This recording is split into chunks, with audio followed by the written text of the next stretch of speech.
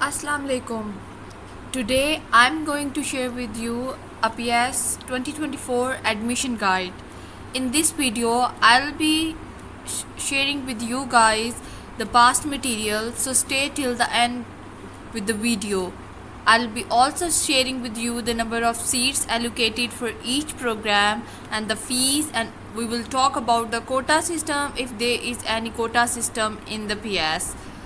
I'll also sharing with you guys the how to prepare for the PS entrance exam. So let's begin the admission guide 2024.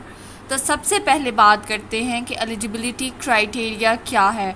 तो जो इंसान apply करना चाहता है उसके लिए 60% मार्क्स इन एफएससी और आईसीएस में होने चाहिए और मैट्रिक में भी 60% मार्क्स।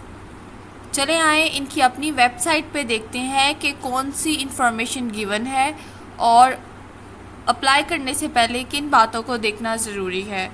तो पीएस ऑफ़र करती है admission in 2 main streams, engineering और साइंसेस में फ़िज़िक्स और कंप्यूटर साइंस ऑप्शन अवेलेबल है, लेकिन इंजीनियरिंग में 4 प्रोग्राम्स अवेलेबल हैं। इसके अलावा आप अप्लाई ऑनलाइन वेबसाइट से कर सकते हैं। यहाँ पे टेस्ट पैटर्न गिवन है, फ़ी गिवन है, सारी मालूमात यहाँ पे है। अब हम इनके टेस्ट पैटर्न को देखते हैं। तो test pattern according to your background होगा। अगर आप आईसीएस के हैं तो आपको कंप्यूटर का पोर्शन आएगा, अगर आप एफएससी के हैं तो आपको मैथ का जो पोर्शन आएगा वो मैट्रिकुलेशन लेवल का होगा, और अगर आप प्री इंजीनियरिंग के हैं तो एफएससी लेवल का मैथमेटिक्स आएगा। ये जो पूरा टेस्ट है वो आपको 3 आवर्स में करना होगा और नंबर ऑफ़ एमसीक्यूज़ यहाँ पर मेंशन है। इसके अलावा एमसीक्यूज़ बेस्ड टेस्ट होगा और किसी भी ऑप्शन को गलत चूज़ करने पे नेगेटिव मार्किंग नहीं होगी। तो I think this is the best thing about their test कि कोई भी नेगेटिव मार्किंग नहीं है। तो अब इनके इंफॉर्मेशन लीफलेट को देखते हैं जो कि गिवन है, जिस पे कुछ इन्फॉर्मेशन अवेलेबल है। सबसे पहले अपने इन्फॉर्मेशन लीफलेट में ये अपने प्रोग्राम्स को इंट्रोड्यूस करवा रहे हैं, फिर उसके बाद अपना एलिजिबिलिटी क्राइटेरिया बताया है कि 60% मार्क्स होना चाहिए। आप इस पूरे पैराग्राफ को अच्छी तरह से पढ़ें क्योंकि इसमें मज़ीद लिखा हुआ है कि अगर आपका कौन सा बैकग्राउंड है तो टेस्ट किस किस्म का होगा। इसके अलावा फ़ीस मेंशन है कि 3500 फ़ीस है और 4500 लेट फ़ी है एडमिशन की। इसके अलावा अगर आपके 60% मार्क्स नहीं हैं तो आप प्लीज़ अप्लाई ना करें क्योंकि ऑटोमेटिकली आप एलिजिबल नहीं हैं।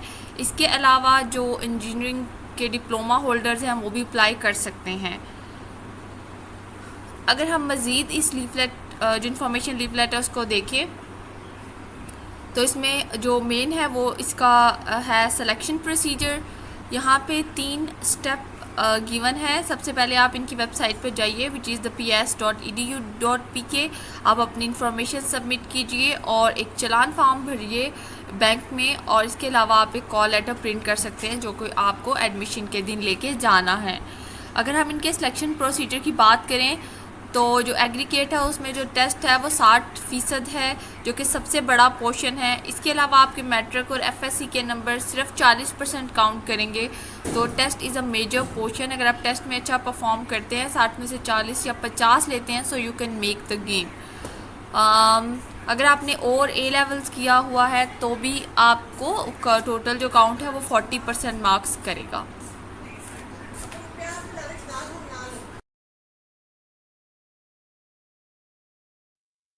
अच्छा, एग्रीगेट बनाने का तरीका तो मैं आप लोग के साथ शेयर कर चुकी हूँ। इसके बाद हम आगे देखते हैं कि कौन सी इंफॉर्मेशन गिवन है जो कि एसेंशियल है कि हमें पता हो। इस टेस्ट के अलावा आप सैट और एसीटी भी दे सकते हो, लेकिन ये मोस्टली इंटरनेशनल एडमिशन्स के लिए रिक्वायर्ड है और ये काफ़ी कॉस्टली टेस्ट है, तो आप इसके लिए नया ना ही दो तो अच्छा है, बल्कि आप इनके अपने टेस्ट के साथ स्टिक रहो तो इट्स बेटर। इसके अलावा अगर आप कोई नेट या दूसरा ई-कैट वगैरह एग्ज़ाम दे चुके हो और सोचते हो कि आप वो दे सकते हो यहाँ, तो बिल्कुल भी नहीं ये मानते सिवाय अपने टेस्ट के। अगर आपको कोई भी क्वेश्चन पूछना है तो आप इनके इस गिवन ईमेल पे पूछो, ये बिल्कुल रिस्पॉन्सिव है और रिस्पॉन्स करते हैं आपकी क्वेरी को इस ईमेल पर admission@ps.edu.pk। अगर आप इसको और एक्सप्लोर करोगे तो यहाँ पे फी स्ट्रक्चर का लिंक गिवन है और अप्लाई ऑनलाइन का गिवन है लिंक। अगर आप समझते हो कि आप एलिजिबल हो हर तरह से और क्वालिफाई कर सकते हो तो ज़रूर अप्लाई करना चाहिए। At least you should give a chance. क्या पीएस रियली इस सिलेबस को फॉलो करता है जो वेबसाइट पे गिवन है? जी, पीएस इसे ज़रूर फॉलो करता है, लेकिन कैसे फॉलो करता है, किस तरह के क्वेश्चंस आते हैं, वो मैं आपको बताती हूँ।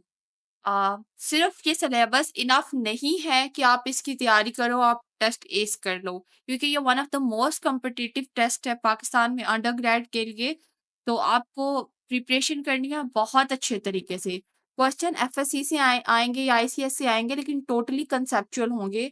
आपको हर टॉपिक की यूट्यूब पे कोई वीडियो, स्पेशली नीट और आईईटी के जो वीडियो है इंडिया की, वो देखनी होगी और अपने नोट्स बनाने होंगे। You should learn each topic conceptually because the each question would be conceptual. कोई बोर्ड का क्वेश्चन ऐसे क्रैमिंग बेस नहीं आएगा। You should be able to apply the concept and solve the question as given. तो इसके अलावा सिर्फ FSc या आईसीएस की अपने बोर्ड की बुक्स पे रिलाय नहीं करना होगा, क्योंकि इनकी जो सिलेबस है वो मोस्टली फेडरल बुक्स को फॉलो करता है, क्योंकि उसमें एक्सटेंडेड सिलेबस होता है।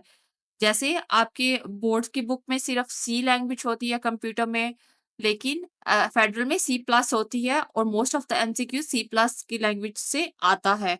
तो आपको फेडरल बुक को ही फॉलो करना चाहिए, ना कि अपनी बोर्ड की बुक को। बोर्ड की बुक आपने पढ़ी हुई है पहले, you should definitely go through these books, लेकिन आपको जो सिलेबस फॉलो करना है वो फेडरल की बुक्स का फॉलो करना है, ना कि अपने बोर्ड की। अब बात करते हैं बुक्स की, आपको कौन कौन सी बुक परचेज करनी है और क्या ये बुक परचेज करनी चाहिए, क्या ये फायदेमंद होगी आपकी इस प्रिपरेशन के लिए, या आप इसके बगैर ही कर सकते हो।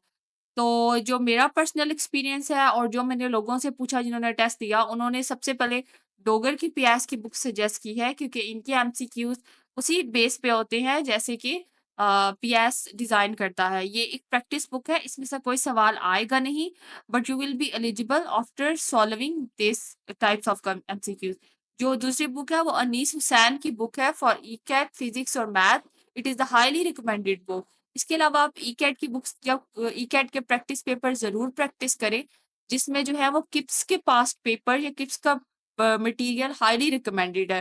किप्स के नोट से तैयारी करें, ई कैट के पास्ट पेपर, पीएस के पास्ट पेपर और federal book specially for computer science, और बाकी भी बिल्कुल।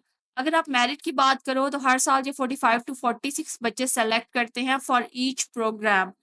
तो नंबर ऑफ सीट्स काफ़ी हैं, लेकिन आप ये भी याद रखें कि पूरा पाकिस्तान अप्लाई कर रहा है, लेकिन कोटा सिस्टम नहीं है। यू ऑल आर एलिजिबल, और इसमें कोई ऐसी बात नहीं है कि कोई कोटा सिस्टम है और तो कोई ज़्यादा मार्क्स ले जाएगा। अगर आप एग्रीगेट पे पूरे हैं तो definitely you would be there. अब मैं आपके साथ पास पेपर शेयर करने जा रही हूँ 2017 से 2023 के दरमियान। ये पास पेपर आपकी मदद करेंगे एग्जाम को समझने में, और might be some question get repeated. तो यहाँ पे कुछ क्वेश्चन मैंने जो मुझे सोशल मीडिया ग्रुप से मिले, जो बच्चों ने शेयर किए आफ्टर टेकिंग द एग्जाम, मैंने यहाँ पे डायरेक्ट शेयर की है आपके साथ। आप इसको पॉज रिवाइंड करके देख सकते हो और इन क्वेश्चन को नोट डाउन कर सकते हो, and then you can practise this question by your own. इसके अलावा ये टोटल 20 क्वेश्चन है, लेकिन question would be 100 as according to their pattern, and they would definitely follow their pattern. यहाँ पे कुछ क्वेश्चन उसे याद थे उन बच्चों को जिन्होंने एग्जाम दिया, तो I am just sharing this. ये पास्ट पेपर की एक गूगल ड्राइव है जिसमें तमाम पेपर गिवन है। ये डिस्क्रिप्शन में भी गिवन है, आप यहाँ से डाउनलोड करिए और अपने पास्ट पेपर्स को डाउनलोड कीजिए। इसके अलावा आप इन 3 सोशल मीडिया ग्रुप्स को ज़रूर ज्वाइन कीजिए। जो इन्फॉर्मेशन आपको यहाँ से मिल सकती है वो किसी भी जगह से नहीं मिल सकती, because people are sharing their own experience and the past paper and tricks. अच्छा, आप बात करते हैं डिफ़िकल्टी लेवल की कि क्या पीएस का एंट्री टेस्ट मुश्किल होगा? तो हाँ, ये जितने भी अंडरग्रेड टेस्ट हैं पाकिस्तान में, उनमें सबसे ज़्यादा कॉम्पिटिटिव टेस्ट है और स्ट्रेसफुल भी हो सकता है, लेकिन अगर आप मेहनत करें तो it's possibly that you can win, nothing is impossible. आप यही रिसोर्सेज़ यूज़ करके इस एग्ज़ाम को ऐस कर सकते हैं, और ये जितने भी चीज़ें मैंने आपके साथ शेयर की हैं, मैंने पुराने पास्ट बच्चों की एक्सपीरियंस से कलेक्ट करके ये वीडियो बनाई है। एट द एंड मैं आप सबको यही कहूँगी, best of luck for your interest test. आप किसी का भी दे रहे हैं, you can make through this. And if you are new at my channel, please subscribe to my channel. Thank you so much for watching that video. Thank you.